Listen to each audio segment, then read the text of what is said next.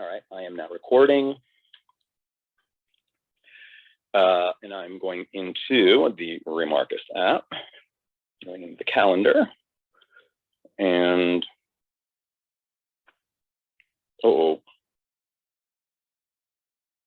what episode is this?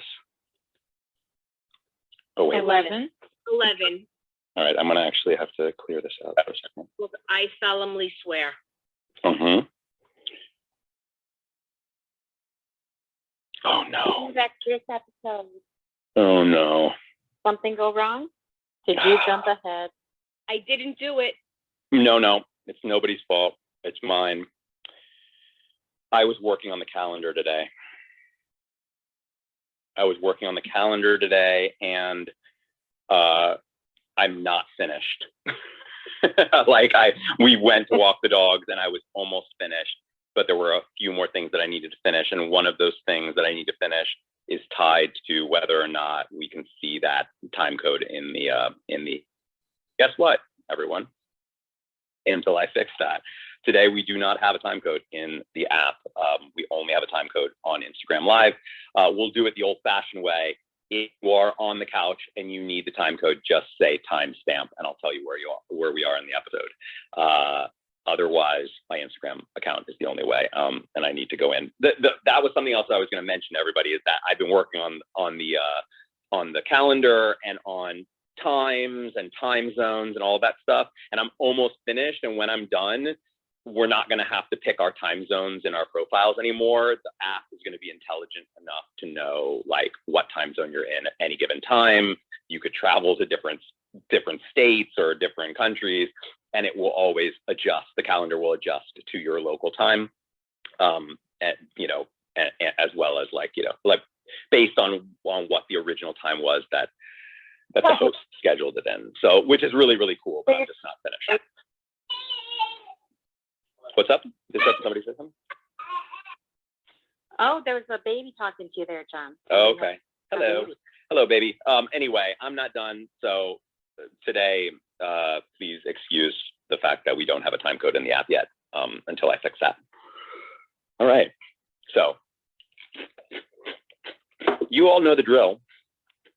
We're going to start our episodes by pressing our play buttons at the same time on the count of 3.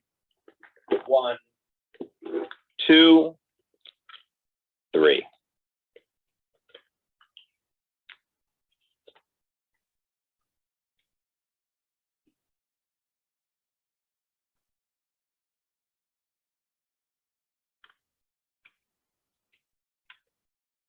I like that, maybe.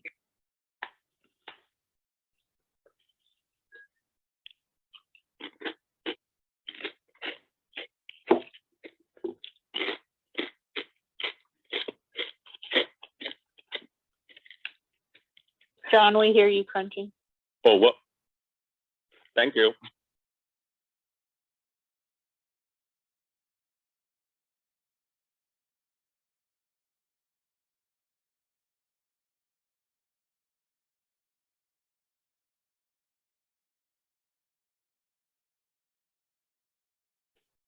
I'd work for Emily Gilmore for $300 an hour.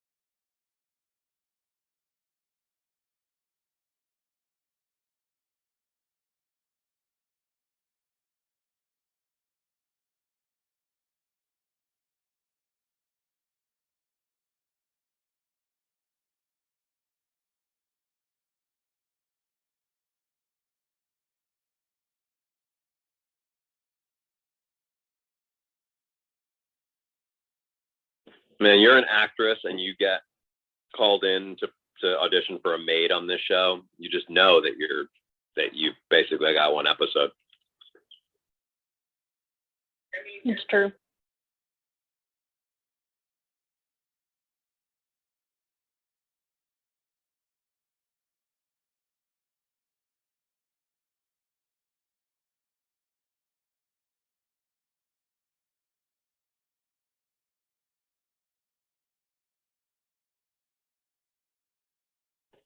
for once, I'm on Emily's side here. Really? Yes, Me I too. think you're gonna have high standards and you match them with high, qualities like she's talking about. Yeah. I mean, the woman just stepped around heavy. I mean, she was a good maid.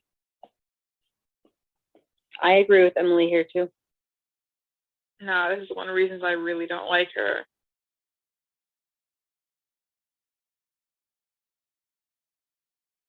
I mean, I'm on Emily's side with this too.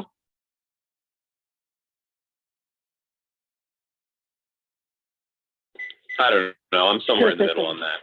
I'm in the middle on that because I feel like I get it. You should get what you pay for, but yeah, I think that you can all. I think that Emily's sort of she ventures into rude territory, and you don't need to be rude. I mean, I agree, but I also, firing them if they don't perform to your standards, that works. But yeah, Emily kind of goes a little further than that. no, I Yes, know she that. does. I'm just saying, if she tells her multiple times that there's something she doesn't like and it doesn't change, and she is paying more than other people, and she's helping them more than other people, then I think she's right to be able to say I expected more. Yeah, definitely. I actually would even say she doesn't have to tell them more than once. But I just think that the way she tells them, she just treats them very rude. She treats them very low status.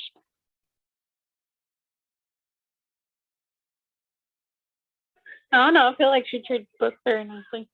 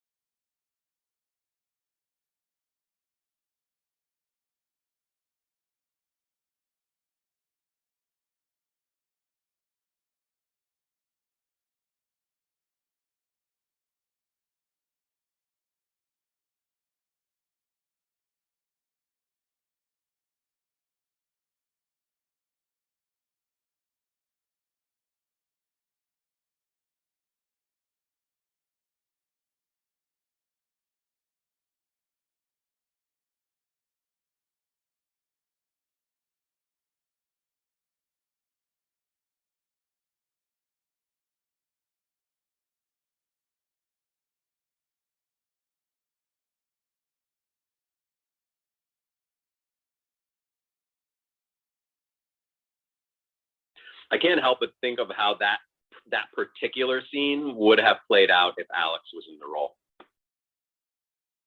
It would have probably felt a lot different. I feel like that's maybe what what the writers were imagining, the dynamic between those two had she stayed in the role, or back when she was in the role. Because my gut tells me that they were expecting to bring Jackson on and with her in the role.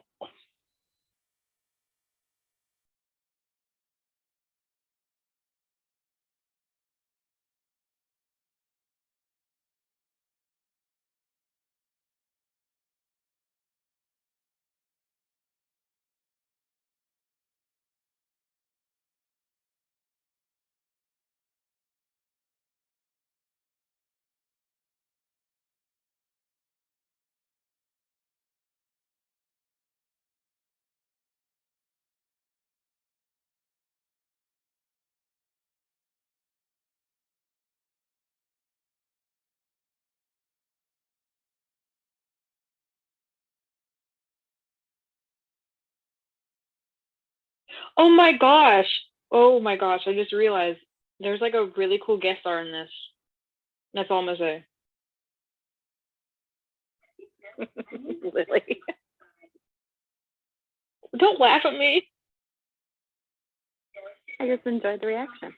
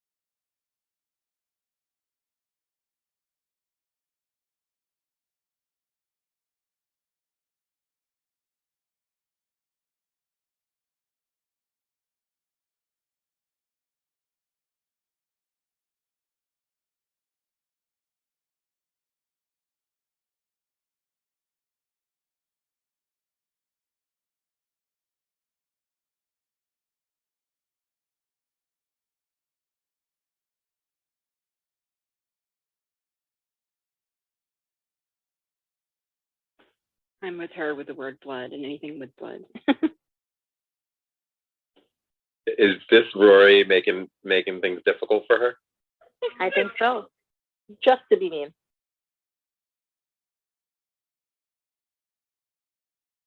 Well, I mean, this is tied to the little discussion they had in the bathroom last episode, or 2 episodes Yeah, back. yeah, basically. Yeah.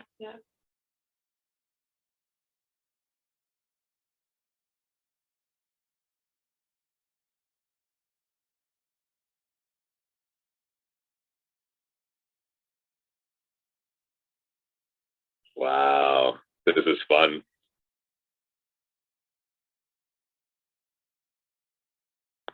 So now Rory is going to go head to head with Francie here.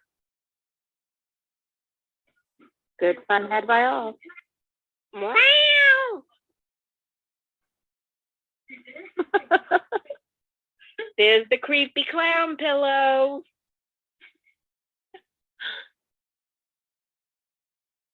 I wonder if anybody on the cast got that pillow. I've tried to find it to purchase it, and it's impossible to find. But that is a painting by an artist named Celeste.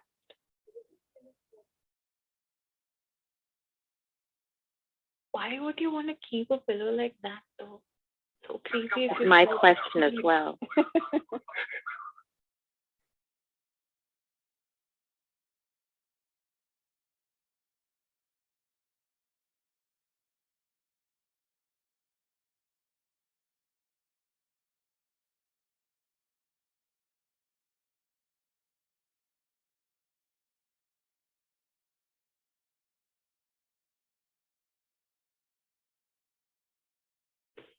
I'm getting nostalgic looking at all the CDs.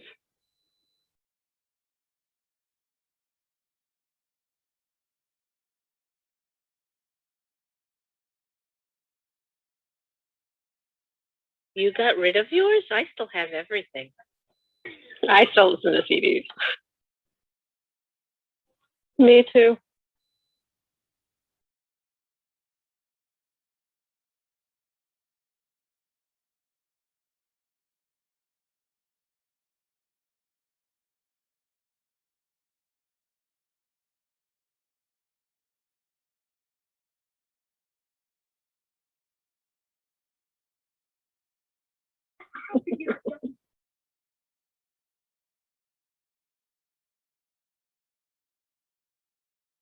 I mean, is this technically against the law? To perjure herself? Yeah, I mean, it's not really true what she's saying. Yeah, technically.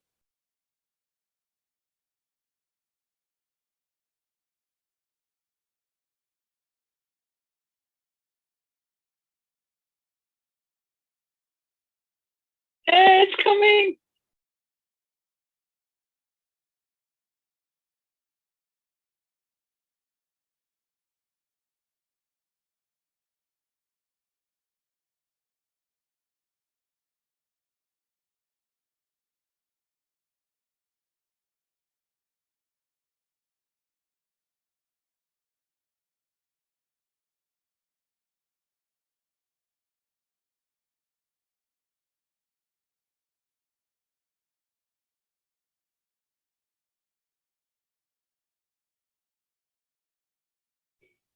I totally remember those.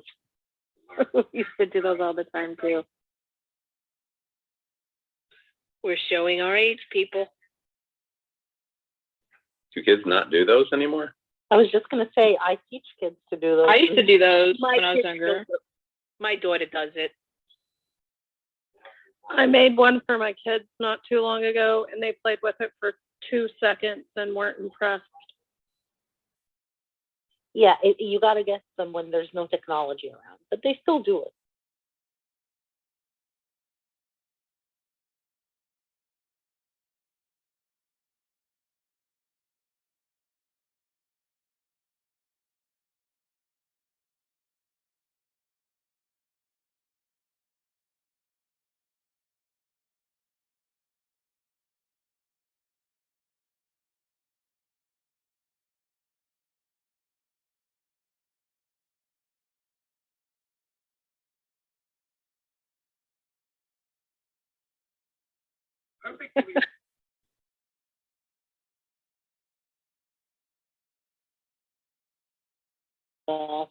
They're coming back. I think they're doing a new show.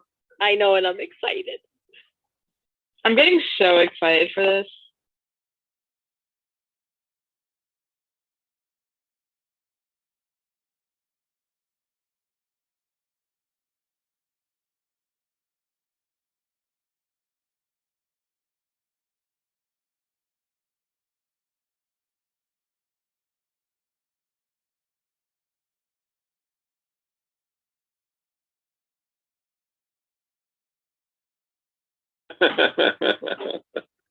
Here he is. Joe Fria. Yeah, that's Joe Fria. And the other No, I one. was talking about this dude, not him. No, She likes the tall one. Who's that? this one. Billy Burke. Hello. I'm offended. I have no idea who either of these guys are other than from here. But Joe Fria is a friend of mine, and he's sort of friends of friends. You know, like we're like a circle of friends that we have here. That includes John. He's sort of, you know, by extension, he's part of that group, and he knows the casting director, Mara, as well. he was already on the show once. He was their waiter on their first date. Yes, that's right. He sure was. Now the tall one, who is he? The one that plays Alex. Billy Burke. Okay, what was he on before? Twilight. He was the Bella Swan's dad. Oh yeah, That's right. why I don't know that. I never watched Twilight. I mean, he looks familiar. I just don't know him. You'd probably recognize him if you saw an older picture of him. I mean, like him older, recent. With the mustache. Yeah, the Wait, he mustache plays is kind Charlie? of his iconic thing. Yes. I missed part of that conversation. Sorry. Yep. Yeah, he looks like a totally different person. I'm not gonna lie. Voice is different too.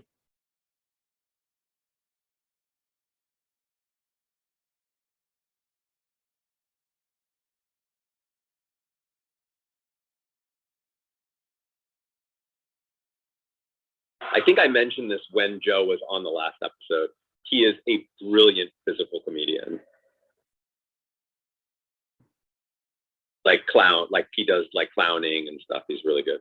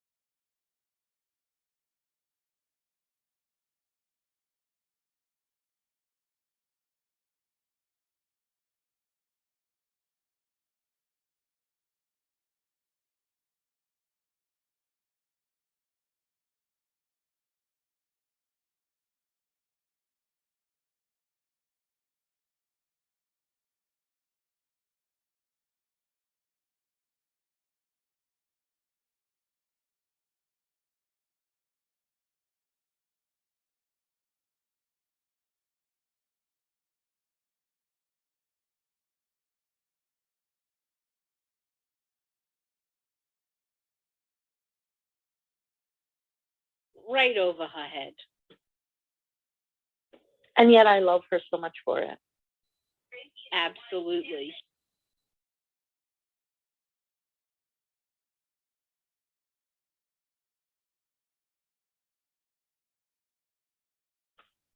That's a full-on like Hanson, just like right in the shot.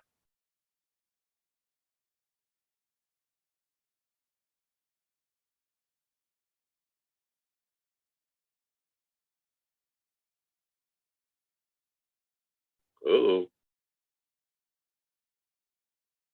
How convenient that Rory has a pen right there. She's got a studying book. She has her novel. That's usually a novel. I love that mischievous music they have in the background.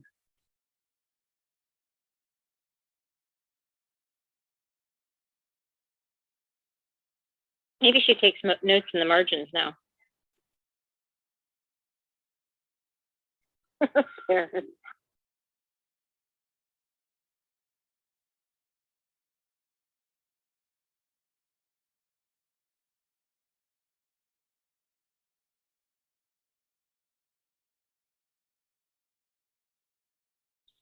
Is that really where Rory decides she wants to meet? Seems odd. Maybe she was trying to be sarcastic. Suddenly feels like a different show. That's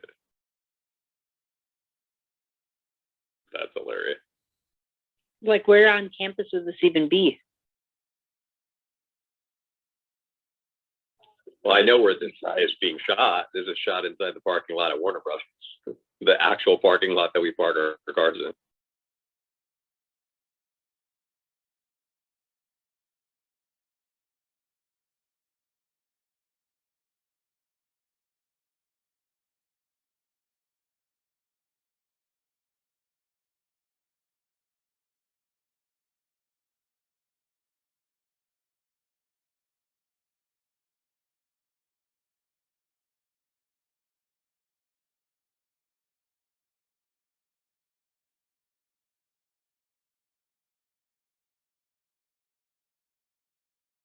Who believes her? Not me. Not even for a second.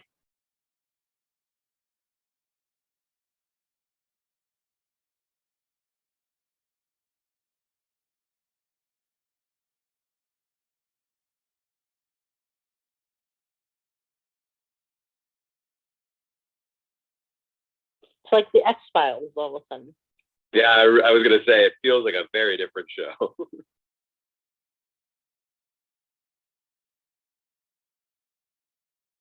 Yeah, and also like just that parking garage just felt very out of place. I don't have no idea where that would be in the show's architecture.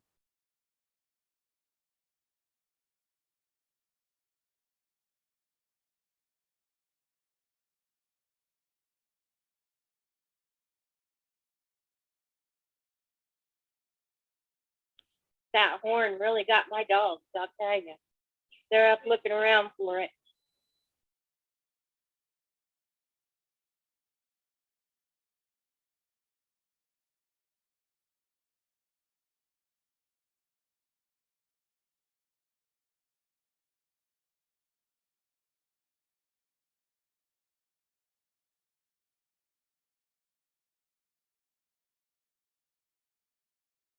It's interesting that I said that at the beginning that if you're an actress and you audition for a maid, you're never going to come back to the show again. That's actually, I guess, not true because Joe's an example of a waiter that came back again.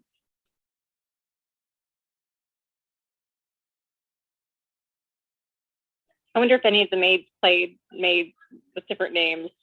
I never kept track.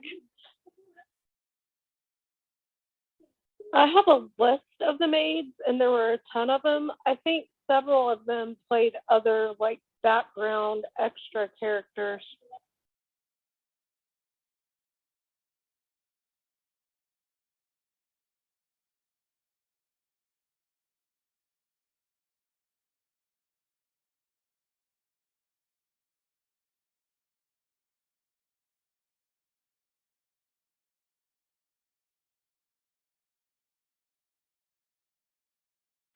Uh-oh. Rut row. Whoa.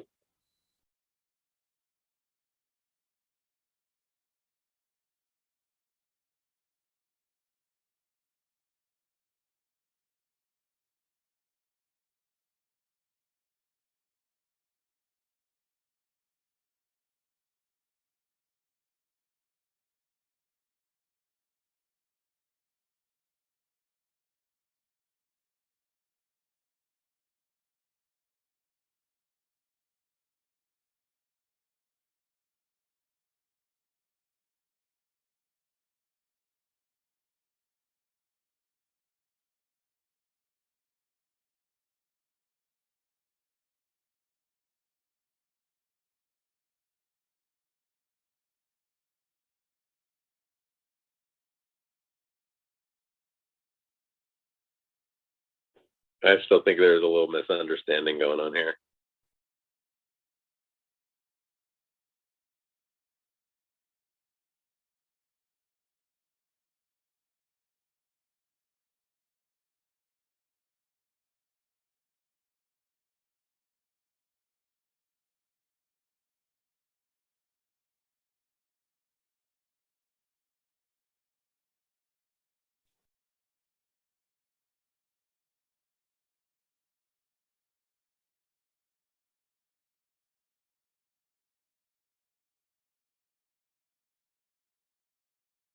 I feel like if that was Alex, it would feel completely different to all these things.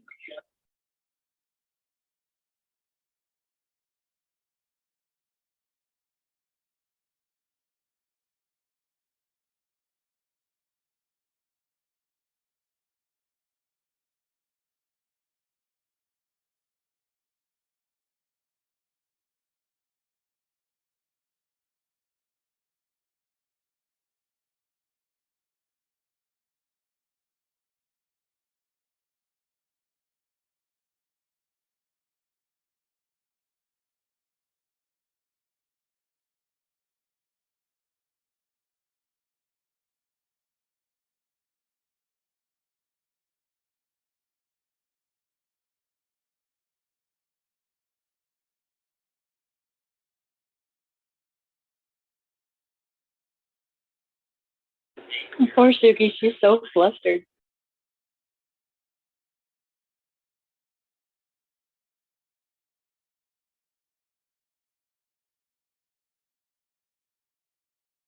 Give me some money. She's just so cute.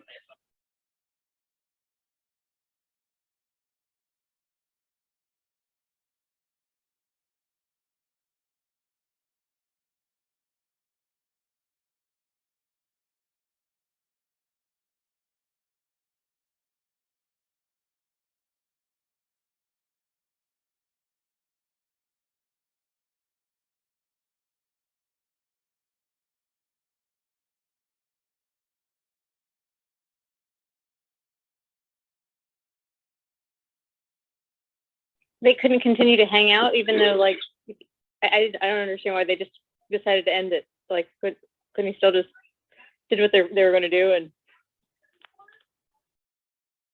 because it wouldn't have made that last line of the scene so just fabulous. That's very true.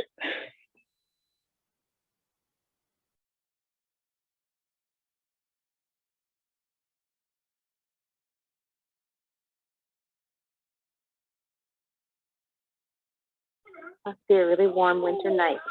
Well, I would be cold otherwise.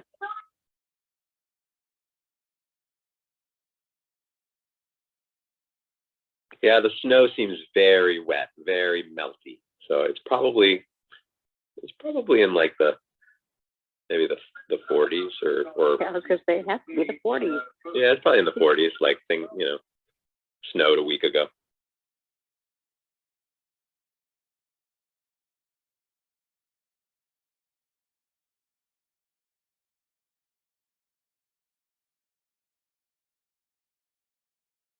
How he does this it's just so funny.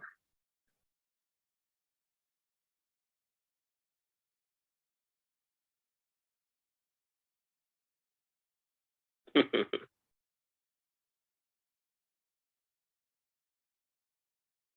bet he gets all those things for them too. I was about to say, who'd be surprised if he actually shows up with it all? Not surprised whatsoever. Not at all. No surprise.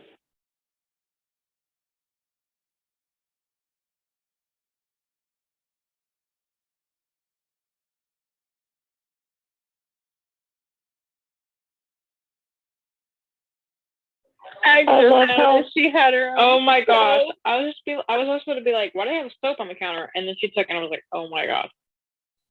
That's what I was gonna say. It's so fair to bring her own soap.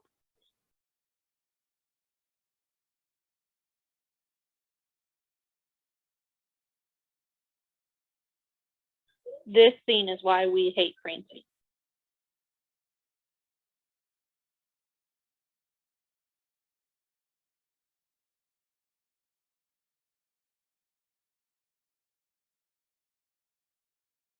Francie is a formidable opponent. She's mean.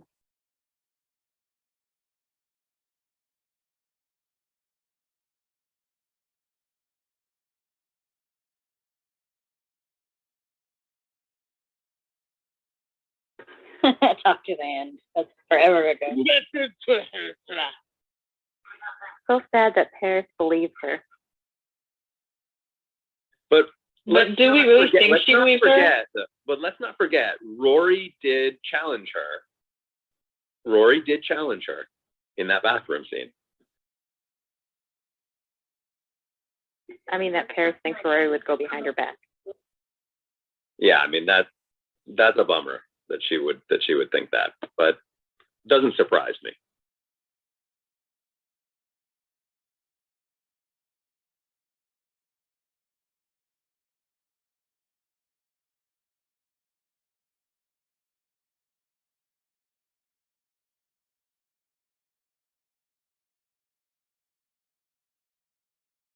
You know, it's a rich school and they have fencing as a class. My kid's school had fencing. I was going to say our public school in New York had fencing too. You're kidding. Oh my gosh, wow. No, my and kid- the my coach kid was did actually the junior high. Olympic coach of the fencing team, the official Olympic fencing team.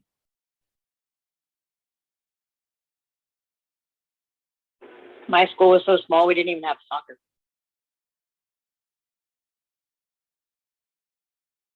I didn't pay attention to sports. Yeah, that's It's like the way lacrosse. Paris- I think most of the only rich schools have lacrosse as well. Nope, not true. Not at least not in New York. We have it all. I was just going to say my New York school had it too. New York screams rich to me. But it's really not. It depends on where you are. We weren't rich, I'll say that. Lacrosse is big here in Maine, and we're definitely not rich. All four of my boys play lacrosse, and I live in farmland, Wisconsin.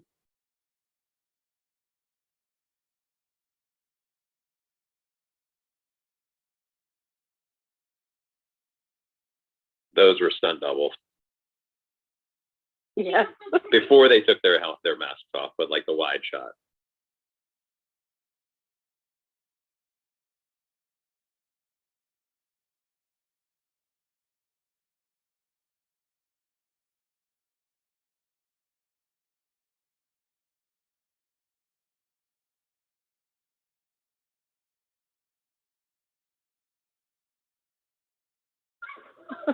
Wait, they're running. This is just such a silly run.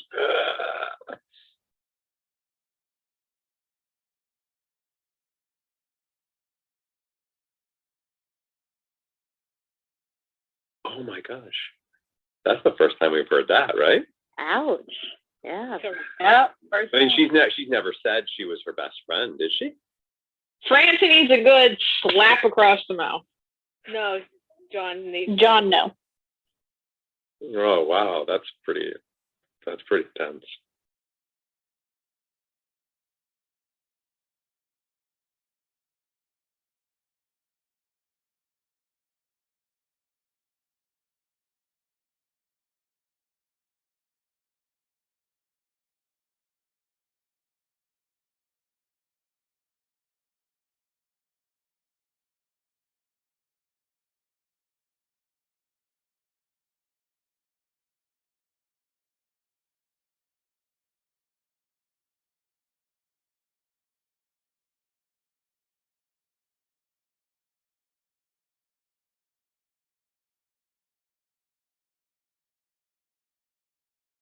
Oh no.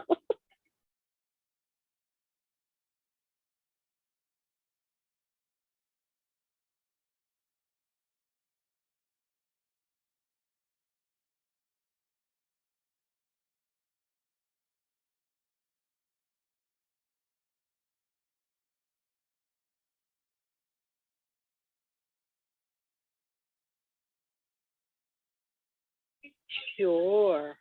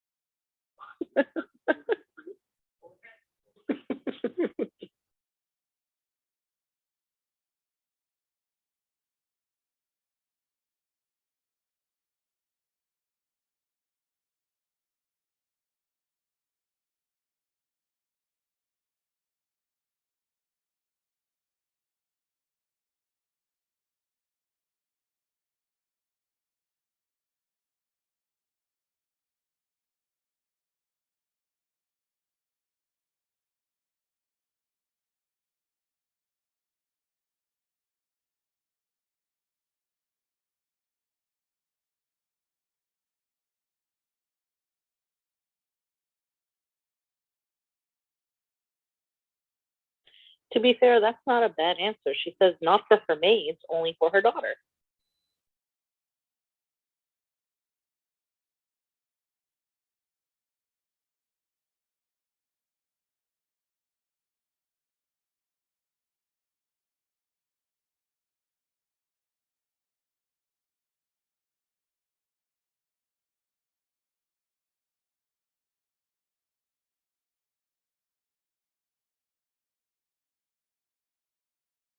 The look she just gives her. No words, just a look.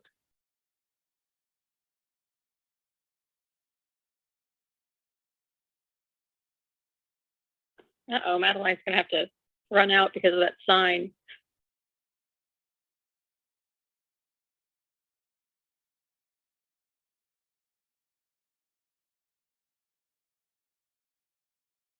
This would have been a good one to ask Shelley to join us for.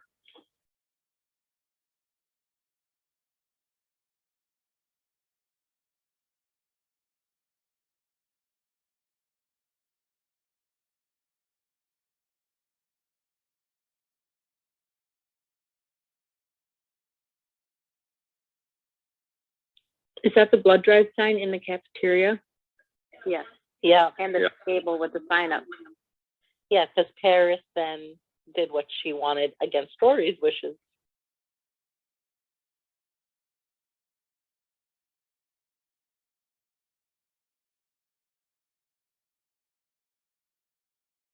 Someone's feeling guilty.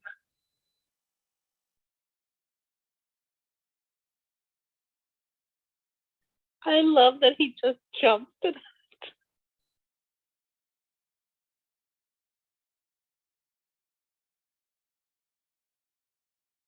Farted accidentally. Yeah, accidentally. Oops. Because she had no idea she was doing it.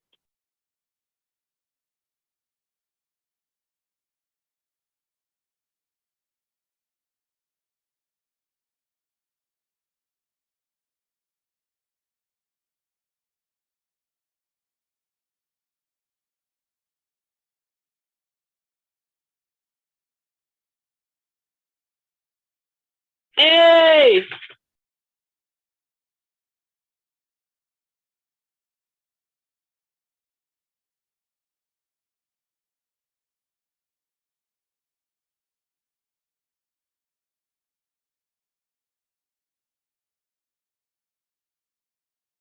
I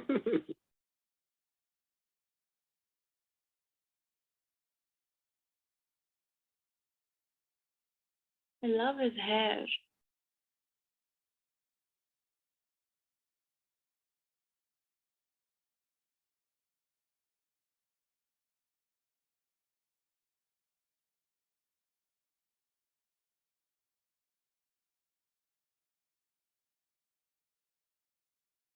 Oh, he's very charming. Mm-hmm. Is this like a character? Is this an important character? This is Looks like a character.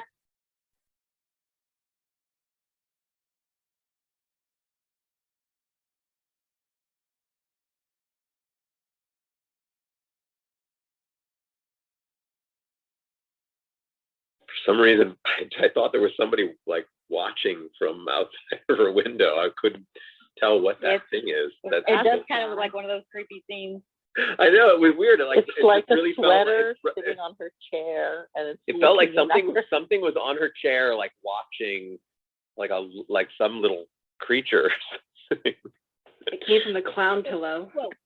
I was gonna say that he's a guy who's interested in coffee, so that in itself makes him a character.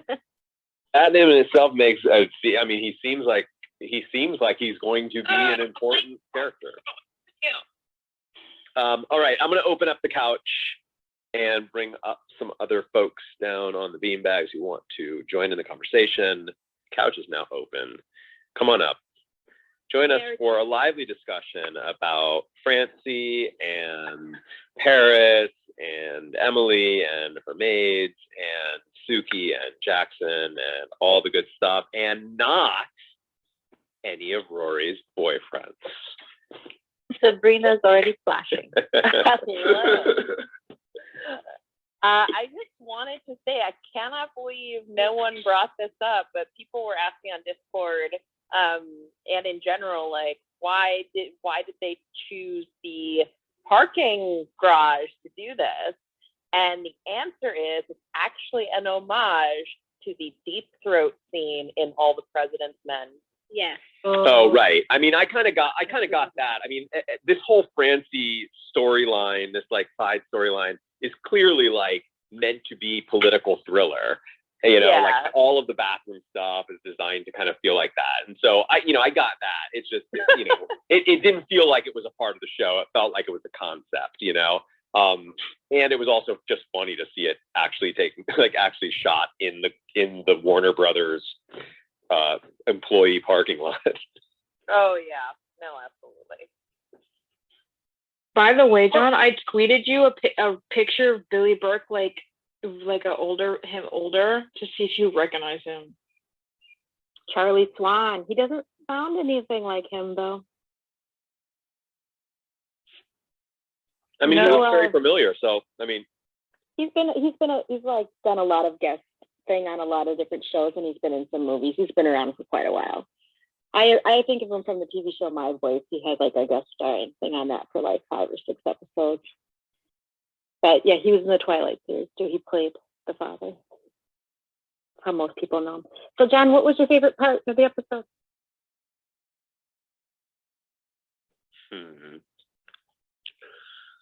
She's got babies running around her room right now. I think that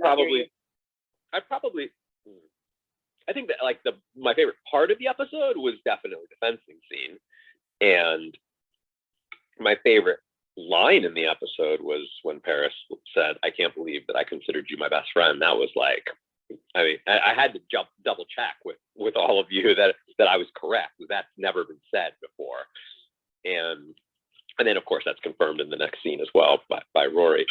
That I just thought that was really powerful and you know, really sad, and it just showed a real vulnerable side of Paris that I love seeing on the show. You know, I'm conflicted about the whole Francie thing. You know, she's a villain. We're supposed to kind of hate her, and she certainly did start all of this.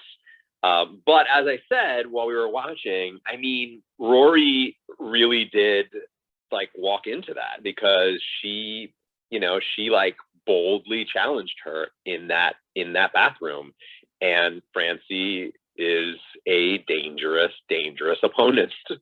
Francie did imply she would regret it in the bathroom. Yeah, correct.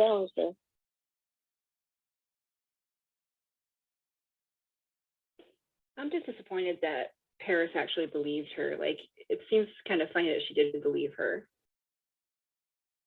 I don't think she believed her. I think she just didn't like that it happened, because she says, "I know that I'm being manipulated." But I think like she just doesn't like that Rory even agreed to meet with Francie, and then it was the whole telling about the boyfriend thing. Yeah, I agree with Mary. Paris isn't stupid. She also figured out the whole, like the whole money situation too, that Francie went behind her back and she fixed it.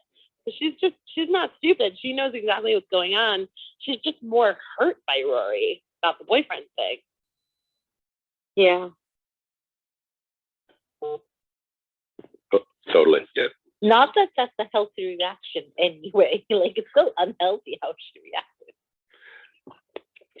I think you also have to remember the fact that Paris hasn't really had a whole lot of friends in her life. And so the fact that she feels this closeness with Rory and then felt like a little bit betrayed, I think that might be part of it. Just the fact that, you know, she really does consider Rory a best friend. And someone else was about to speak. Carl. Oh, I was clearing my throat a little bit. I didn't notice that I was unmuted, but I just wanted to say that I completely agree with all of this. With Paris's reaction, with what Rory did, it was so focused, and it was like such a focused thing to be upset about, and it was an unhealthy thing to be upset about, like Mary said, and it just amplified like the type of person that Paris is. You know, I wouldn't be able to see someone like Lane be upset off of something like that. It'd probably be something a little bit bigger or something like that. I wouldn't be able to see Lorelai be upset about something like that. It'd probably be something really weird or ridiculous, like talking over the wrong scene in Casablanca. But Paris, knowing everything that's going on with what Francie's doing and overturning what Francie does, and being so focused on the fact that Rory mentioned that Paris has a boyfriend before Paris even mentioned it to the whole school. It's like, wow, like Paris, you had so many other things to be upset about, and it was just, that was it. That was the hook, line, and sinker for her. Like, as Diane said, Paris doesn't have a lot of like really close best friends. So when that happened with Rory, it probably felt like, you know, she shared a secret with Rory, and then Rory just blabbed the secret out to her enemy. Rory did tell her she wouldn't tell anybody. But Rory An episode or two didn't ago. tell anybody. She didn't technically tell anybody that Paris had a boyfriend. Right. She told because Francie. No. But everybody saw her with Jamie on the campus or something like that, and everyone was already talking about it. And I remember Madeline and Louise having the conversation that no, Paris doesn't really have a brother. So it just basically everybody concluded that Paris has a boyfriend. And that's just like Rory confirming it, which is wrong as well. But she didn't tell anybody. That's what I think. Yeah, technically Didn't she tell Francie? Yeah. So what she said was, so what if Paris has a boyfriend? She didn't actually like say it. She was like, she deserves to have one. Like, she kind of a thing. Well, that sounds like you're saying. Previous episode, she did say that. That was her boyfriend. Oh, okay. There was mention of her gallivanting and going off with a guy, and she was like, I didn't even know that she had a father. And I think Paris is just more upset though, because, you know, she felt like it was a betrayal of trust, that, you know, something that in her friend, and, you know. Yeah. Mary. I'm with T on that. I'm with T on this one. I mean, I think obviously, I mean, Paris is a totally extreme character. She's also like just so insecure, such an insecure person when it comes to anything that's like related to love. Yes, everybody's probably assuming that she has a boyfriend, but it's really less about that and more the fact that she trusted Rory, this one person, to not say that, and Rory did say it. And that, I think that it's less about the fact that now everybody knows she has a boyfriend and more about the fact that she feels totally betrayed. I was going to say the irony is that in her reaction, she screamed and confirmed to everyone that he was in fact her boyfriend, which is like something that she does over and over again. She did at the dance, she did with her mom, I think, something to do with her mom. So like she can't control her reactions, and she ends up doing those things that she wished no one had done to her. Yeah, and she's also oblivious to the fact that everybody freaking knows already. Like, everyone knows Paris. I mean, that's what makes her such a fun character. That's what, you know, but she's extreme. But I do think that if you just boil down what it is she's upset about, I think she has the right to be. I think that she's really at its core, she's upset that this person that she was really starting to believe was the only person that was a real friend to her, betrayed her. I agree with you completely. Also, the scene was just hilarious. I mean, like just the running around the fencing thing with the little sword was just, or foil or whatever, was funny. Speaking of hilarious in regards to Paris, I just wanted to say that I didn't really get, like, the first go round of watching Gilmore Girls, what Paris meant when she said it was Hunter. You can't force a teacher to do something, because I grew up with my mom. She would always force teachers to do something for her. But then now working in the school system, it's so hilarious. Like her saying, like mocking him when he says Paris, Rory, like Paris, Rory, bedwetter. That is still one of my favorite lines in this season. It's just so funny. Oh, you make me laugh. Mary, would you agree with that? That it was working in the school system? You can't make a teacher do anything that's true, because teachers fight tooth and nail for everything, but I can't remember. I don't understand what I'm supposed to agree with. Sorry. That the teacher let the meeting happen, that Francie didn't make him do it. Oh, absolutely. Oh, yeah. I blame the teacher 100%. That teacher should have been like, if we're not all here, then we don't proceed. Done. Especially after Rory said multiple times that Paris needed to be there. He should have known better. Yeah, absolutely. No, I completely agree with that. That meeting scene, and one of the reasons I remember Francie so much, I like Francie because she is a formidable opponent for Paris and Rory, but she utters one of my favorite lines of the entire series when she says, "This is Xanadu level of insane." And like Xanadu, I don't know if you guys have seen it, but it's one of my favorite movies from the 80s. And that just endeared me to Francie so much. But I love that she comes up against Paris. She's way more manipulative and like wants to cut to the bone, but I really like that dynamic that she put in there. She's a serious mean girl, Francie. Oh yeah, quintessential. Xanadu is, correct me if I'm wrong, any of you folks who are film nerds. Xanadu is the film that like was just the massive flop in the theater, but that cost a lot of money, right? Olivia Newton-John and E11 Yeah. and all that stuff. Yeah, it was Olivia Newton-John and Gene Kelly's in it. And it's kind of like this weird, like, skating rock opera thing. And I know it flopped, but I love it so much. It was great. You would know the music if you heard it, for sure, John. Or maybe you wouldn't. Do you know I saw the musical, but I've never watched the movie. I've never watched it, but I just know about. I just know that about it. That it's known for being this just like epic flop from like a financial, like a money making perspective. That it cost a lot, made very little. That it was the 80s Cats. Definitely a wild ride of a film. Yes, and I love that Francie just throws that out so like easily and casually. And of course, this show is like full of pop culture, and I'm a pop culture nut. So when Amy and the writers like threw in stuff that's kind of obscure, I love that because I know a lot of the obscure, weird references. I guess I wouldn't have thought of Xanadu as obscure, but I was also a child of the 80s, and I like Jeff Lynne and his crazy orchestra, Electric Light Orchestra. So, anyway, sorry. Moving on.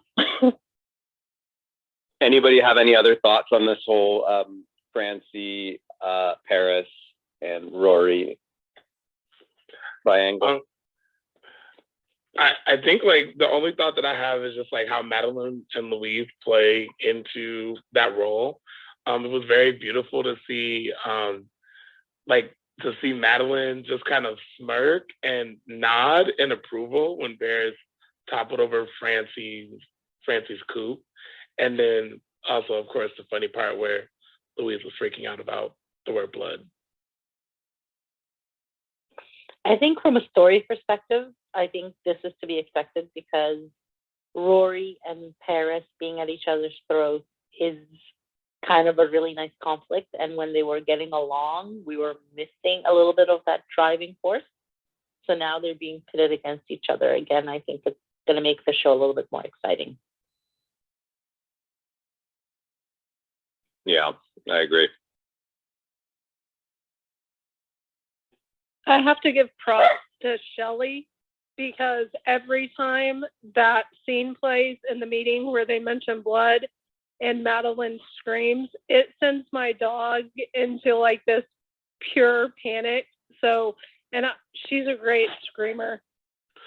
Wait a minute, is Madeline the one with the black hair and Louise the one with the blonde hair? I always mix them up. Yeah, Me too. Like I've watched this show so many times and I always mix them up.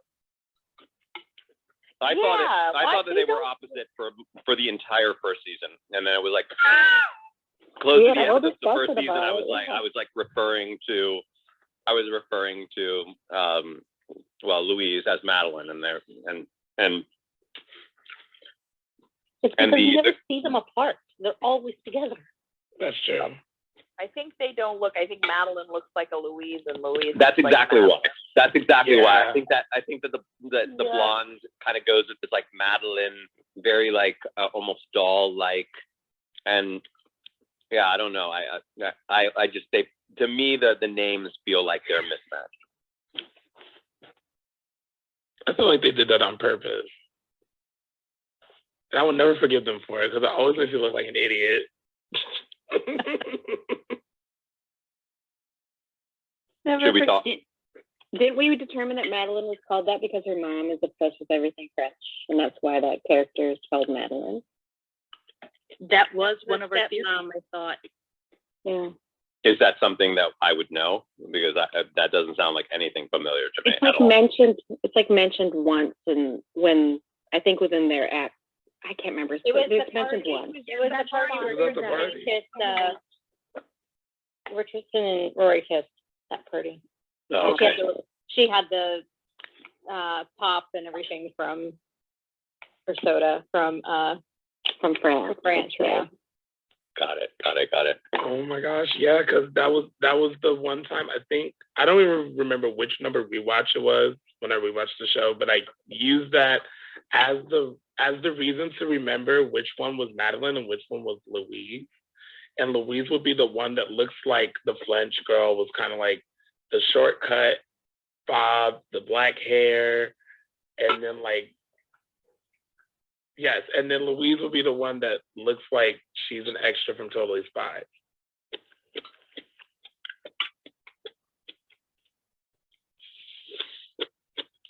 Should we? I'm sorry. Say again. I actually have a question. Did you guys notice the voice of the lawyer that was talking when with the deposition? Yes. The voice sounded familiar. Who was that? Seth MacFarlane. Oh, of course it was Seth MacFarlane. Oh. Yep, that is number 2, and it's. I'm not going to tell you when, but his voice will be one more time. That's a Dan relationship, right? I believe so, yeah. Was Dan working on Family Guy at all during any of this?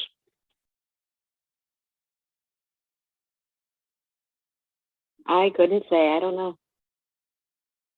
I have no idea. I think it was concurrent. I think it was, but I could be wrong. But I believe it was. I feel like I remember hearing that he was on like that. I remember even when I was on the show hearing about him being a writer on Family Guy, not like he was on Family Guy. Like there was something about it, or a producer, something, but it felt very present tense. It didn't feel like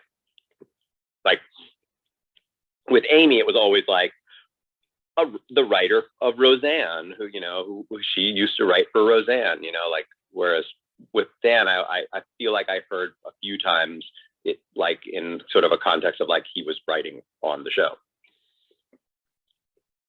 at that time. John, your comment there just spiked my interest on something. I noticed that on some episodes it says written by, so a lot of the Dan episodes and the Amy episodes are written by. And then story by? And on some of them it says teleplay by and story. Aha, yeah. That's What's interesting. the difference there? So that's a union thing. That's like that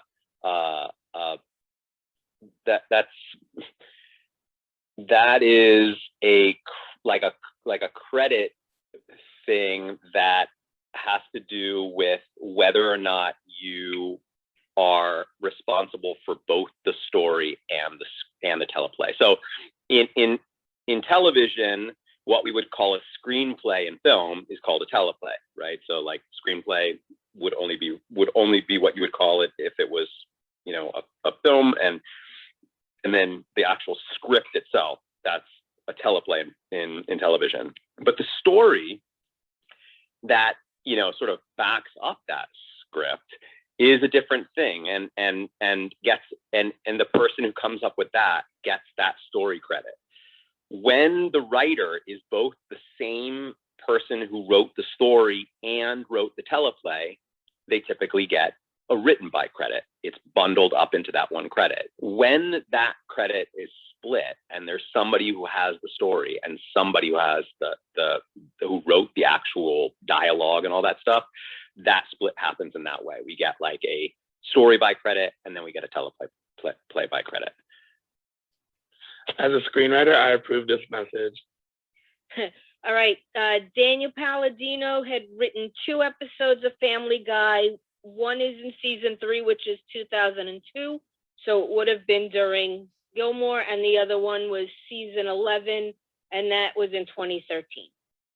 Yeah, I was Cool. just going to make mention as well that according to his Wikipedia, it says just prior and for a time concurrent with Gilmore Girls, Palladino was executive producer and showrunner of the Fox animated hit Family Guy for its initial 2 seasons, earning an Emmy nomination for Outstanding Animated Program for its 2nd season. More recently, from 2012 to 2013, he returned to Family Guy as a consulting producer. Oh, rad. So he wasn't just a writer on the show. He was the Amy on that show. He was the showrunner. Yep. Yes. That's why I like the first season of Family Guy. That is really cool. Just the first season? I tried to get into it more, but after I think after the there was like a scene with Meg and Jimmy Fallon, and I was like, you know what? I'm over it. It was just really, really, it just made me like feel sick to my stomach. I was like, you know what, Family Guy, you're not that funny. That's fair. That's fair. Okay, so I want to ask you, John. Wait, one quick question. Mary, was the answer I gave, did it fill in everything? Do you know what story is? Like what a Yeah. No. Yeah, story would just be the outline for what, this happens, that happens, all that stuff. So there's usually somebody who comes up with that, and then sometimes it's split. It's just that teleplay that I was like, what's the difference between the story and the teleplay? So thanks. It's the script and the outline. All right, so John, during the show when Emily was like talking about why she was like being sued by the maid, why she let her go, you kind of you were somewhere in the middle or in between. Like you didn't fully agree or disagree? Yeah, well, I mean, I agree with Mary that like you pay for something, you want what you paid for, and you expect that that's what you're going to get, and if you don't, you have every right to get that return, your money returned, or to return the product, whatnot. In this case, she hired a service and she wasn't happy with it, and so she she has the right to fire them. But you know, I think that Emily goes. The episode is about that, right? I mean, like, you know, like she. Yeah. Right? I mean, am I wrong about that? Yeah. But like, no, you're right. It's about that. I mean, I think that Emily, you know, just takes it too far. She doesn't need to. I think if she doesn't like how a maid is performing, and the maid has legitimately breached whatever contract that she had with the maid, then yeah, like let the maid go. But I think that Emily goes a little further than that. You know, she's like ridiculing them, being condescending, all that kind of stuff. And I think that's, you know, I think that part is not cool. I don't think that you can defend that. Yeah, I think that's probably why she's being sued by the maid. Is more for that's what I mean when I say that's what the episode. Yeah, that's what I mean when I say that's what the episode is about. She's being sued because not for letting go of the maid, but for being, you know, for being Emily. I would have actually loved to see Emily in court because of this case. I mean, that would have been so funny, you know, her defending herself over these things. It would have been interesting to see how they would have written her defense in a courtroom. But I have a big issue with her asking her daughter to essentially essentially lie. Yeah, that is a big issue. I never liked that either. That's what it is. You don't think that she's asking her to lie? No, I'm not asking her. I don't think she's asking her to lie. I think she's calling her the character witness. And as far as Emily's concerned, she has good character. There's no reason why Lorelai should have trouble speaking well about Emily, because what has Emily done wrong? I'm talking about this from Emily's point of view. So I don't think in her mind she's asking Lorelai to lie at all. I think she is, though, because she's asking Lorelai to be loyal to Emily no matter what they ask her. You know, she's like basically saying, because Lorelai says she doesn't want to do it because Lorelai probably knows that she might say something that might look bad. But Emily's saying it's family loyalty. You got to be, you know, she's basically telling her to be loyal to her. So that's kind of implying that no matter what they ask you got to make me look good. You know, and that's meaning like if they ask you something that I did that would make me look bad, that you have to say that I didn't do that. That's what it was implied. Like that's at least what I got from the scene. Yeah, that's what I get as well. I agree. And I actually, John, I want to build off the points that you stated earlier because I was not up on the couch. So I had time to write a little essay of sorts on what I think of the situation. So I'm going to be quick. I'm going to be quick. Freaking love you. I love you. But I'm going to be quick. So I just want to preface this by saying, like, you guys know how much I love Emily. And we see, like, us Emily fans know, like, Emily gets criticized, even vilified for being things like too demanding, domineering, controlling, manipulative, a huge perfectionist, and frankly impossible to deal with. It's convenient that all of her terrible traits are forgotten in this particular instance, when this is probably one of the instances where Emily is at her worst. While I will admit that Emily should get what she pays for, she acts like she's a martyr when she admits that she pays her maid more than anyone else in the area, or something to that effect, right? She treats her maids like second-class citizens, subhuman even, like objects that can be easily replaceable. It's not like maids are stealing from her, pawning her goods, and holding her hostage.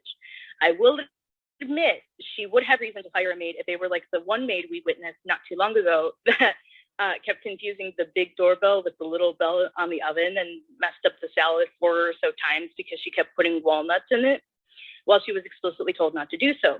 In this instance, termination is the sensible choice. But to fire a maid for walking too loud, even when she was a model employee, being polite, arriving on time, etc., is nonsensical. Lorelai was right when she mentions that Emily will find the one thing about a maid that negates all of her other good qualities. It quite frankly is abhorrent that Emily compares her maids, human beings, to first-line airline tickets. Emily doesn't, or first-class airline tickets, but y'all know what I meant. Emily doesn't treat her maids with respect. Do we actually know if Emily informs her maids of their mistakes and gives them a chance to rectify them? Not to mention that there is a huge power imbalance between the maids she employs and Emily, the employer, as they rely on her for their livelihood. Her inability to treat the people she employs with respect and an understanding that losing a job is difficult, especially for people in low-income positions or lower-income positions than her, is what makes this situation sick. Knowing Emily, there will never be anyone who can fulfill the obligation she asks for because it will never reach her highly unrealistic perfect expectations. What is Emily's basis for firing Gerda? That she is a quote-unquote clumper? That she walks too loud? Things that don't affect the actual quality of her job in terms of cooking, cleaning, etc., and rather something that slightly inconveniences Emily, who most likely than not told her nothing in order to rectify it. Gerda the maid has precedents to sue for wrongful termination, especially when you see how many maids Emily goes through the entire series run, let alone these past few seasons that we have watched together. And essay over. And that is a Gilmore Girls fast talk. Man, That that was epic. Yeah, when did you write this? You wrote this while the episode was going? Yeah, I watched Gilmore Girls on my laptop, and so I said, okay, I'm just gonna open the notes app on my laptop and just like watch the episode as I write this, like side by side. She took what your comment to heart, John. She took notes. Remember when you told us if we wanted to bring something up to take a note? Regina took that to heart. I love that. Great job, Regina. That was fantastic. That was Nothing amazing. but respect for Good Regina. point. Are you guys gonna turn me into an Emily defender? Oh, I love it. I mean, No. I love this. I love this. Please, Mary, please. You have the floor. Okay, so I agree with Regina that the treatment is often unfair. However, we have seen her many times with many different maids point out to them what they're doing wrong and ask them to fix it. And the examples are in Regina's speech where the woman who didn't know the difference between the big bell and the small bell, and she kept saying, yes, the big bell is the doorbell. The other bell is whatever the thing.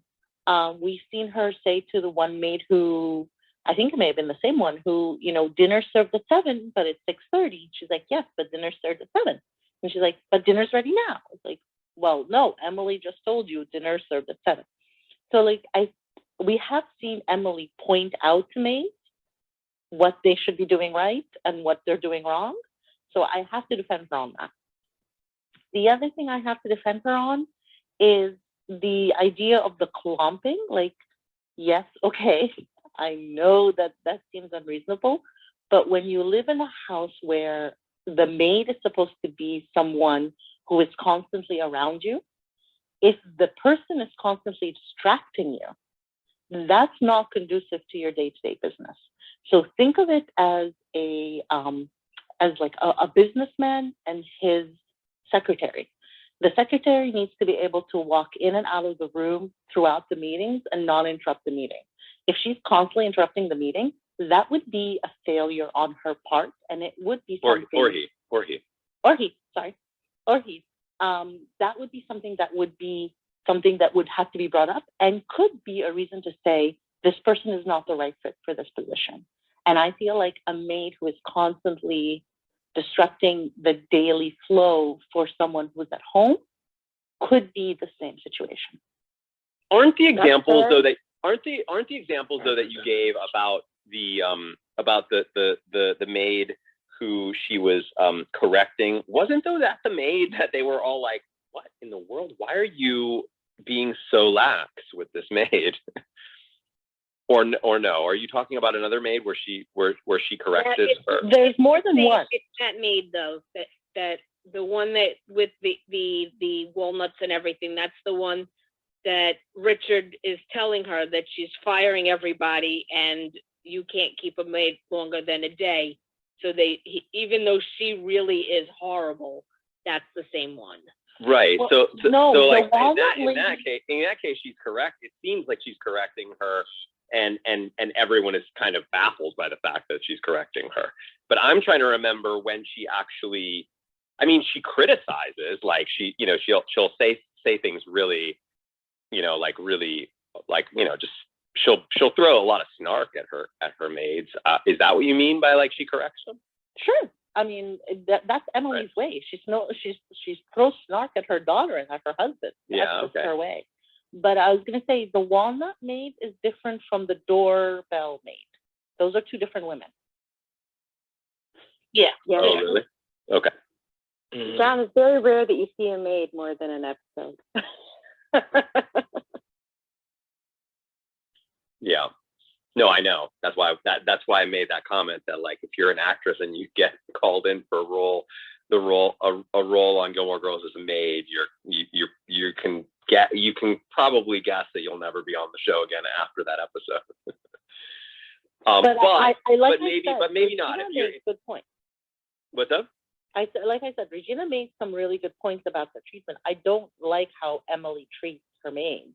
I'm just saying that, like, in terms of the standards that she says she wants from them, I do feel like she tries, or in her view, she tries to give them a fair deal, a fair shot.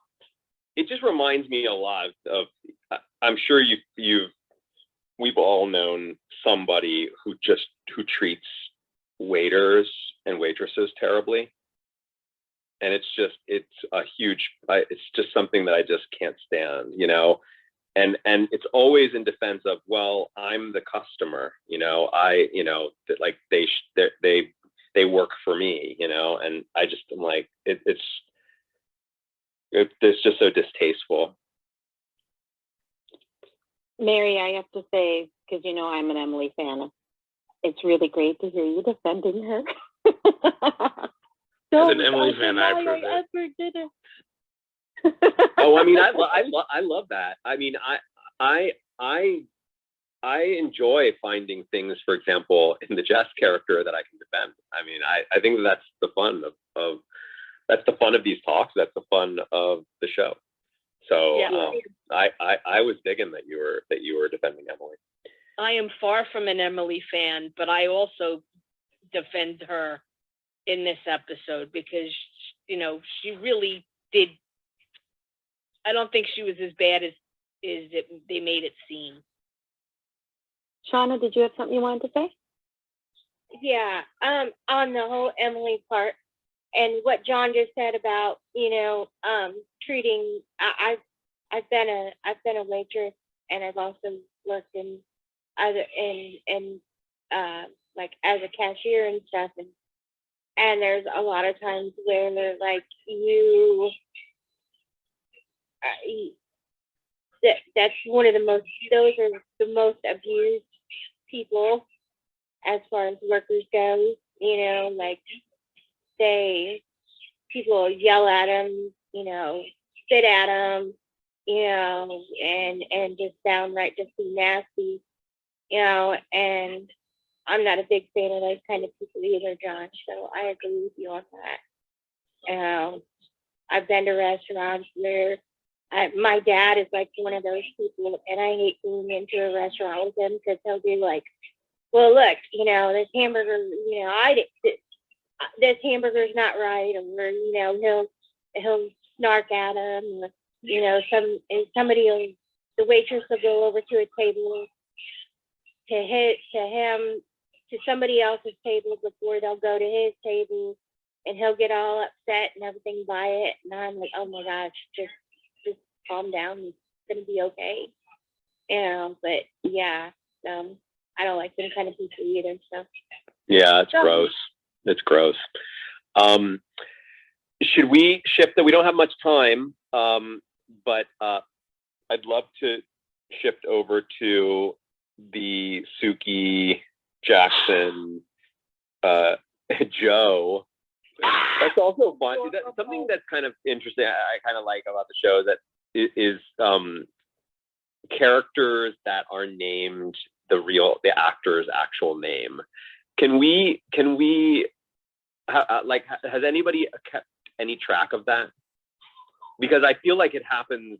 I mean, it doesn't happen all the time, but there are, you know, some. I mean, obviously Jackson is a big one. I bet Regina can find you a list. Jackson, that's Joe. That's his real name, Joe. Joe Manstoni. Yeah. I would just like to say for that storyline, Suki saying, "I'm a whore." Hilarious. Suki being like a crush to like an attractive man for that time, honestly, outstanding. That whole storyline was like peak entertainment for me for Gilmore Girls, because I was like, wait, Suki's married. What's going on? What is she going to do? And I was like, oh, this is a drama. She's going to cheat on her husband. And if she didn't cheat on her husband, she just let him down easily and said, I'm a whore. And it became so comedic. I love that storyline.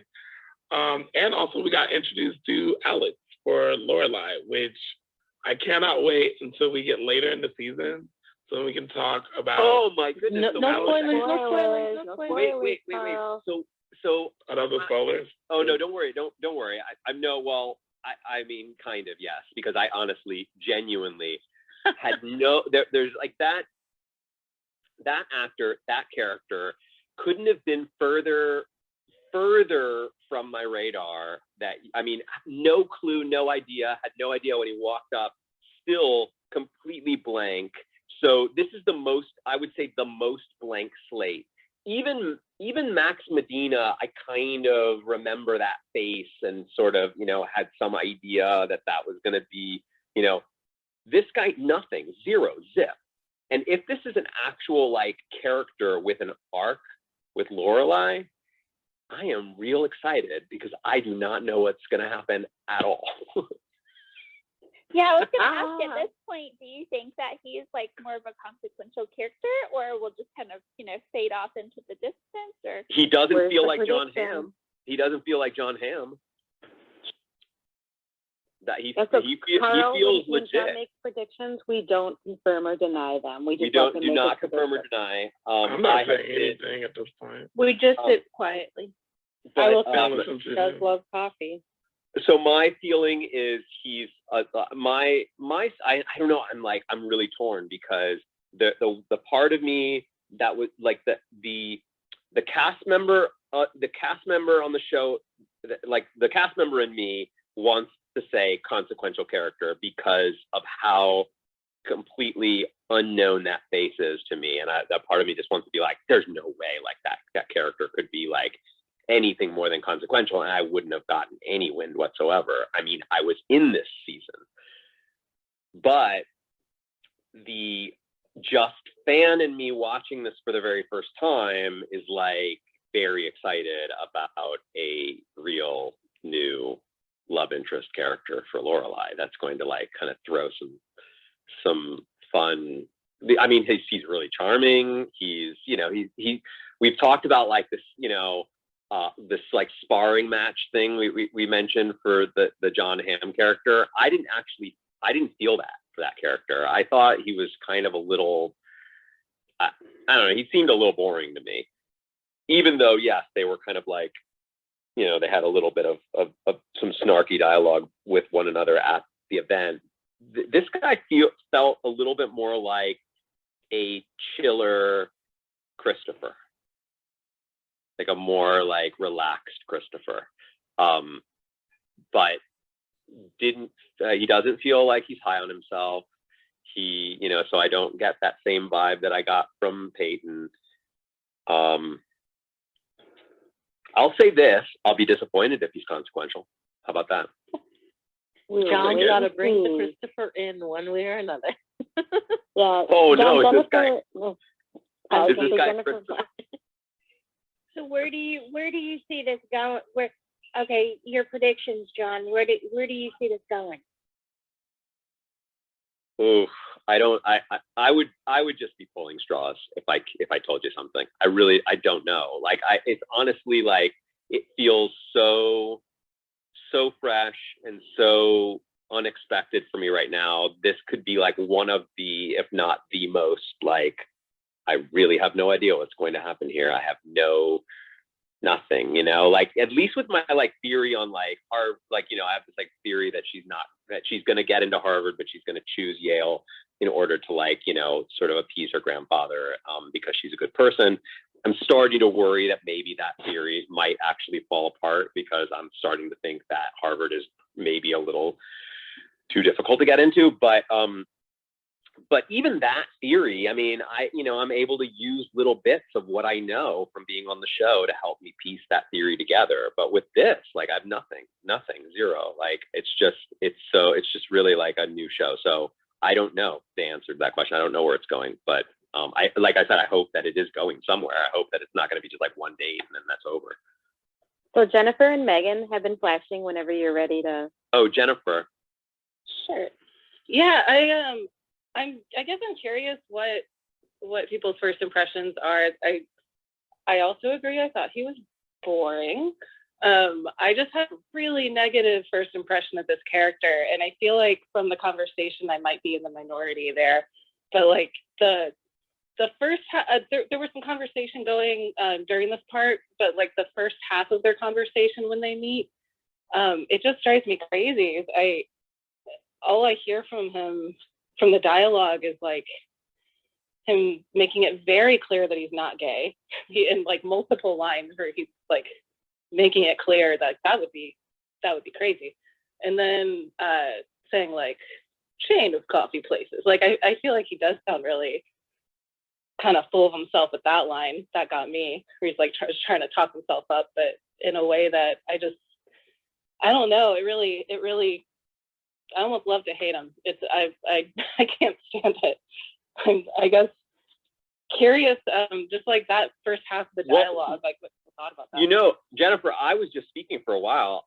I could be in the minority. I don't know. I like the guy.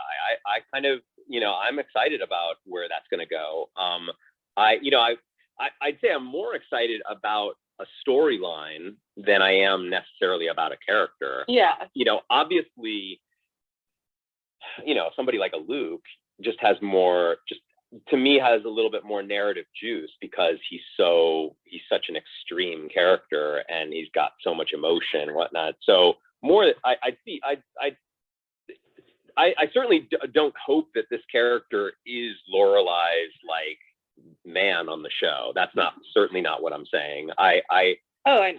I'm more excited about like, oh my gosh, there's something new here that I had no clue about, and it's with Lorelai, and and we don't have anything going on there anymore because the whole Christopher thing seems to sort of gone away. Max has gone away, and so it's more like I just kind of want that storyline to Lorelai's love storyline to just somehow get jump started, and this guy feels like, okay, this might be it.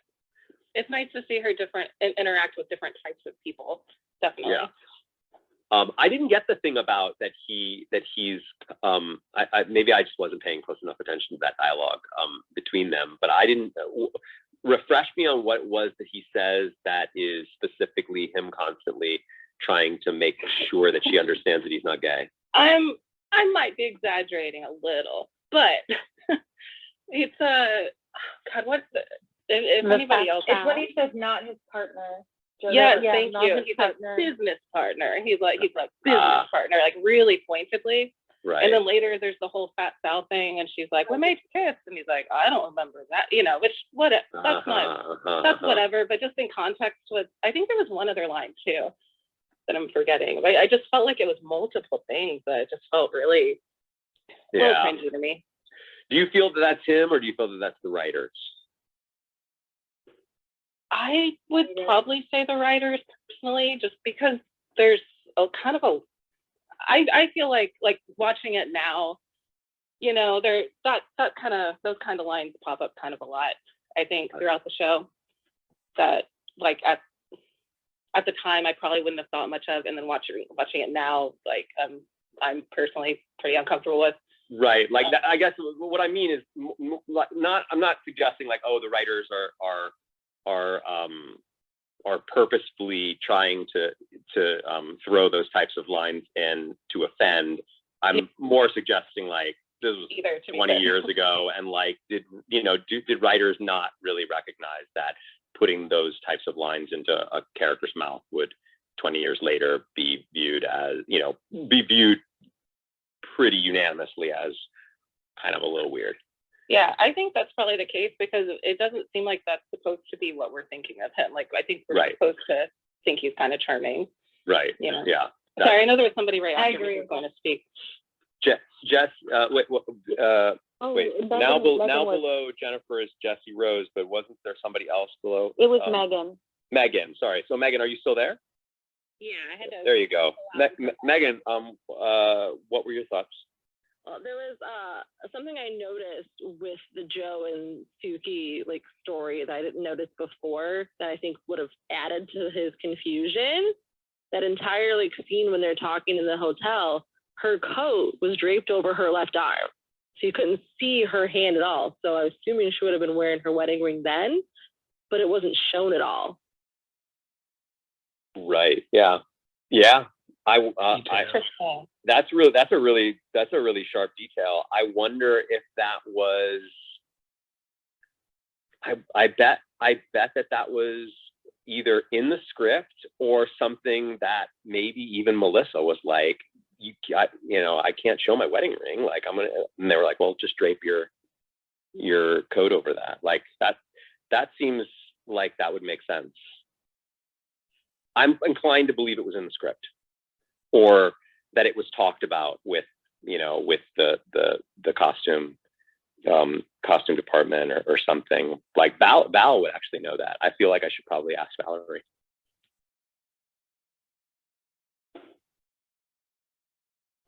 That and the detail about Paris taking her own soap. I never noticed that before. I don't know. Those kinds of details make me just respect the show more. It's so cool. The craft. I noticed that the first time I watched it because in high school I took my own soap because our soap was really like caustic and gross. So I noticed that immediately. Can we talk about Jackson's reaction to everything that Suki said and how he Yes. he went right there? It was very funny. I'm actually making everybody moderator, so I'm getting close to heading out myself, but I have a few minutes so we can chat about that for sure. So is that a natural reaction when a guy sees his wife had made his favorite food and had put on his favorite music? Does that mean she cheated? Yes. I was gonna say I don't think so, but I mean I don't think so. I think it's either you cheated or you're pregnant, one or the other. Yeah. Yeah, like why would he automatically assume the worst possible thing she could ever do? I mean, that is exactly what he did. Because everything was his favorites, and that's something that he's not used to her doing all at once. So he immediately thought something was wrong, and his mind went to, you cheated. If I did something like that, my husband would automatically not jump to cheating. He would think I spent too much money on something, or Yeah, mine wouldn't think cheating either. He would think something, what did you do? yes. I think it's. Oh, go ahead. I think it's too lighthearted to like. I don't think she actually thinks she cheated.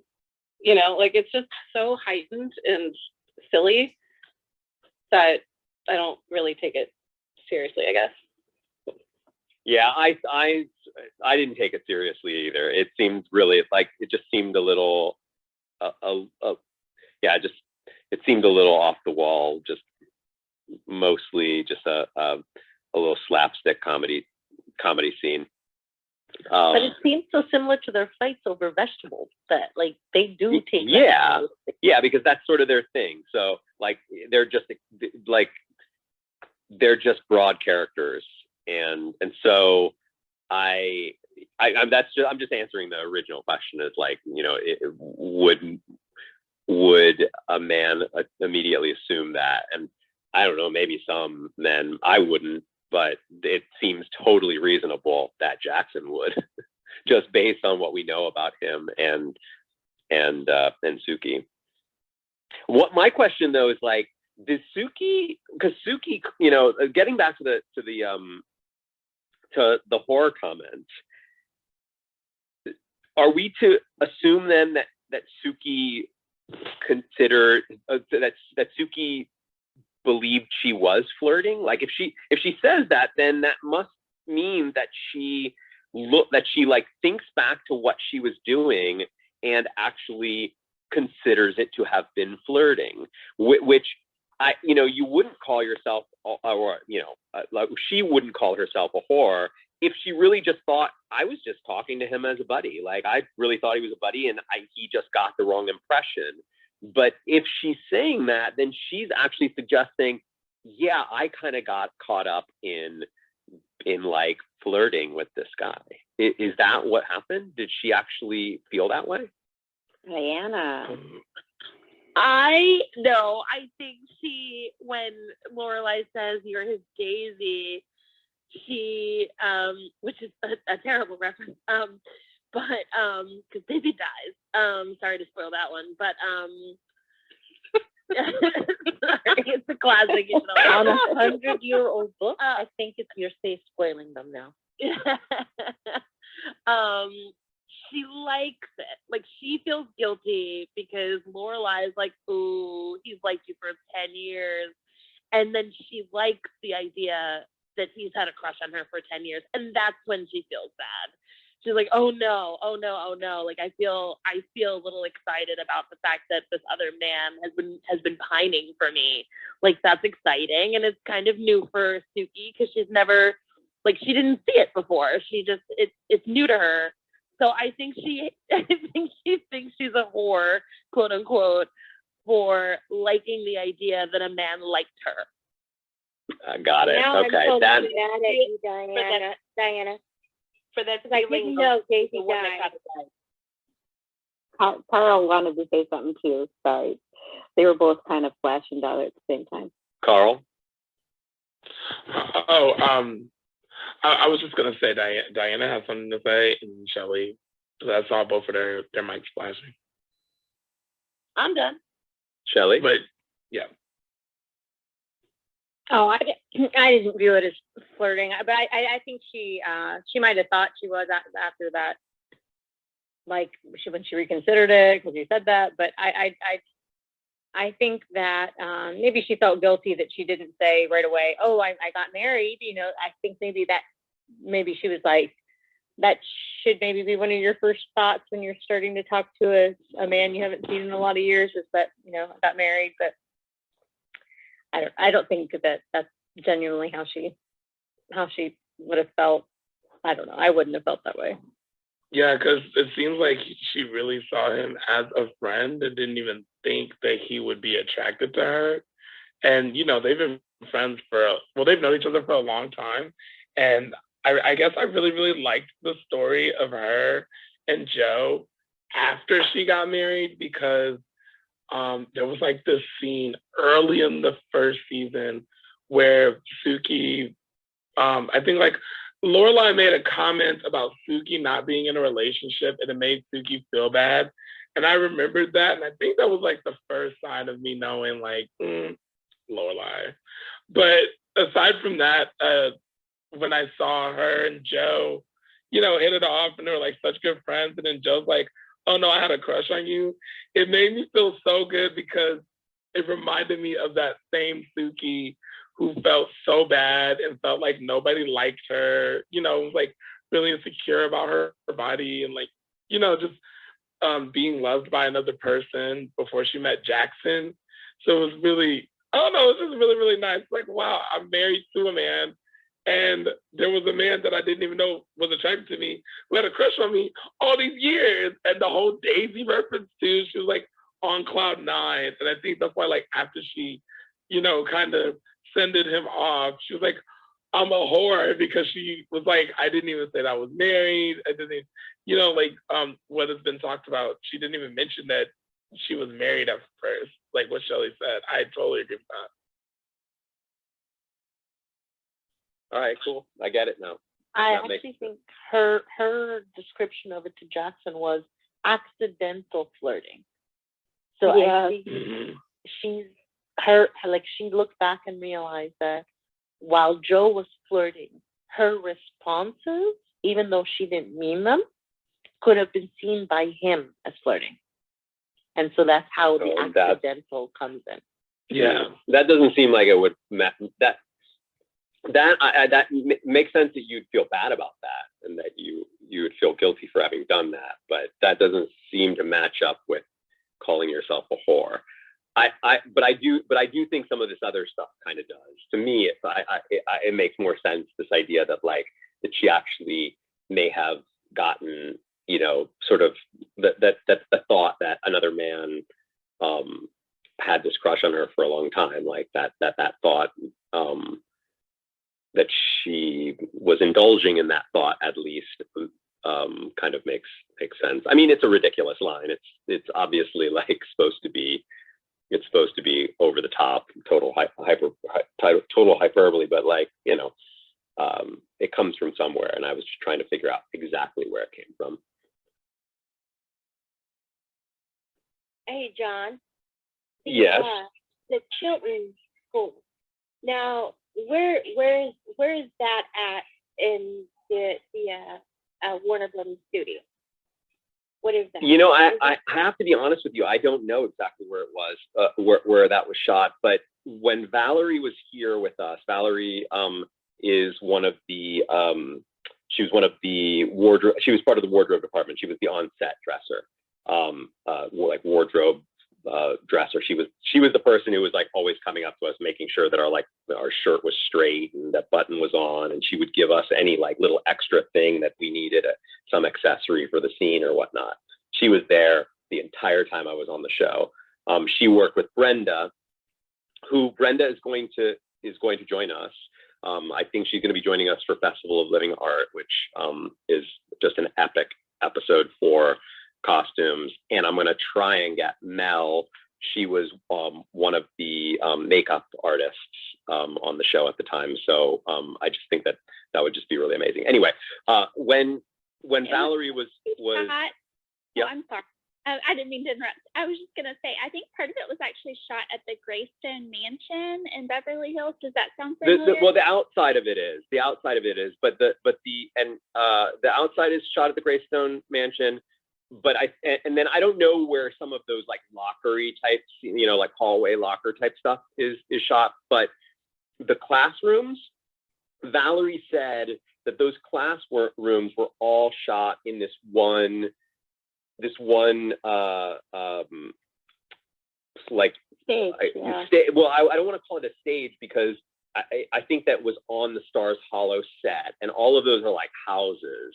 You know, they're kind of, or buildings with like, you know, kind of hollowed out insides and windows. Like the stages are on a very different section of the Warner Brothers lot. Like the lot is kind of divided in half, or it's more like divided into three parts. And like, you know, one part is just like all offices for like executives and whatnot. Then you've got this like little make-believe city, which is where, you know, Stars Hollow is part of that. And then there's like these like New York back streets and all of that kind of stuff. And they use a lot of that on the show and dress it in different ways. And then you've got the actual sounds, or the actual stages. And those are these like massive buildings that are just completely hollowed out, like, and they build huge things inside there, like for movies and television shows, including like there is a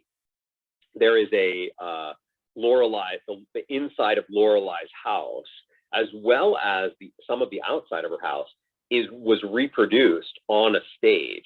So there was the real outside of the house that we've all seen a bunch of times with, you know, like when they would drive up, you know, into her driveway and then walk up the steps and into the house, right?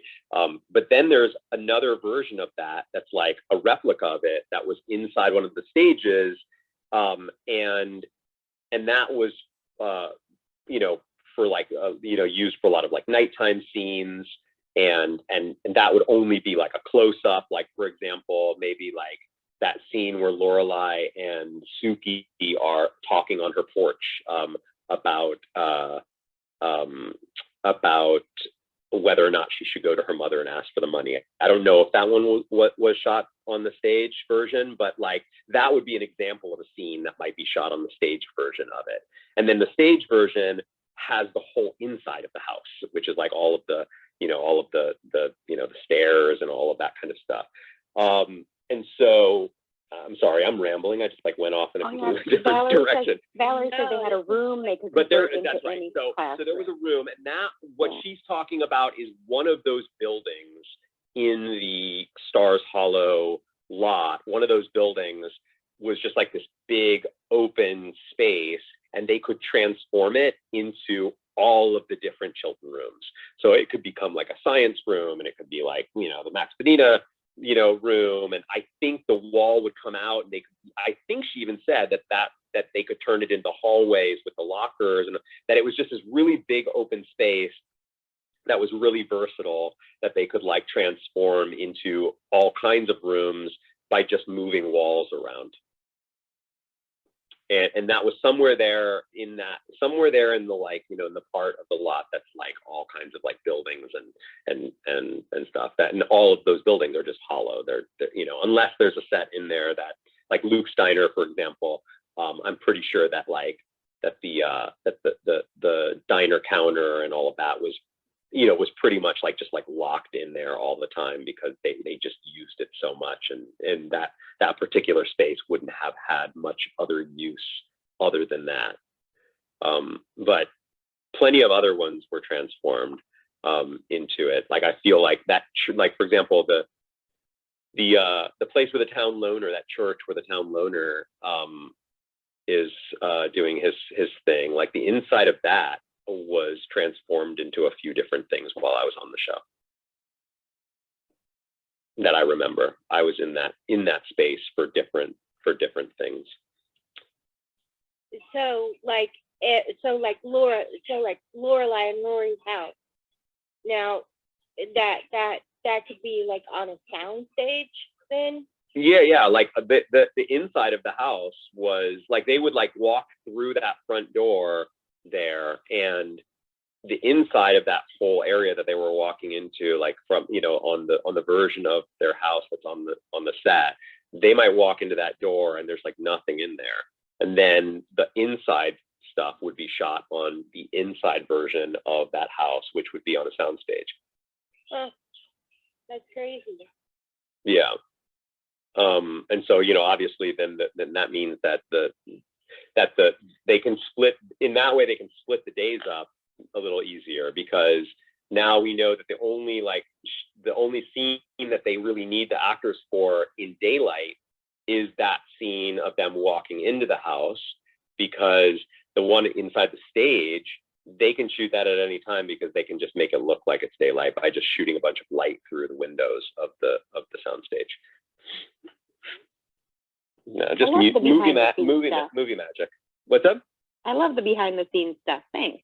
Yeah, movie magic. It's just that's part of the fun of building things.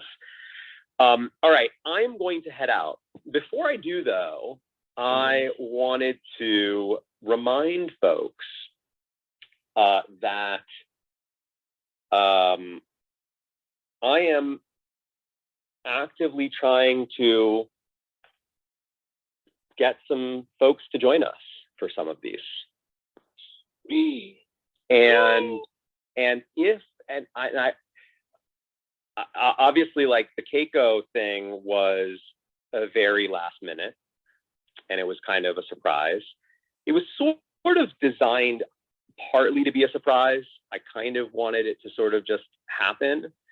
And part of why I did that was, twofold. One, I sort of felt like if it was announced too far ahead of time, then a lot of the folks who have been here and have been, with us since the beginning would potentially be competing with a bunch of new folks that like only came because of a bunch of hype around the fact that Keiko was coming.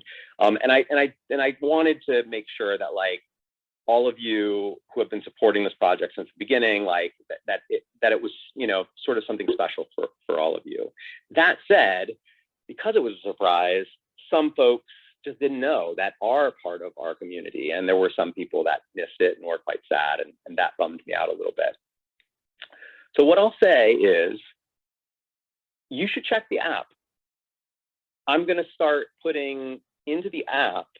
I'm going to, if I've got somebody lined up, I'll let you know in the app for that It particular said episode. special guest the other day, didn't it? It did. It said special guest. I put that in like an hour or two before. Oh. before. So you're And I gonna give didn't- us maybe 24 hours notice. and or I something. I didn't actually say her name. Yeah, he just put dot, dot, dot, dot. I just put ... If Yeah. you were sharp, you might have taken the letters in her name plus the space, and the number of characters would have been the exact number of dots. Like a secret Oh my password. gosh, John. Seriously. Look, I can't really get a lot past you. You are a sharp fandom. You guys are very hard to fool. So I expected that there would be somebody who would see that and assume that it was Keiko. But I won't be that. Secretive going forward. So you might want to check the app from time to time. You might even want to check it now. It's so happy. I just saw it. I'm gonna head out. You guys are amazing. I'll be back tomorrow. Oh, so exciting, at- John. I'll be back tomorrow at 7 p.m. and we are actually going to be doing a band episode tomorrow. My next episode on the all right, everybody. Amazing surprises. Thank you so much for all of your amazing insight. As always, this was a blast. Have a great night, everybody. Thanks, Dad. Have a good night.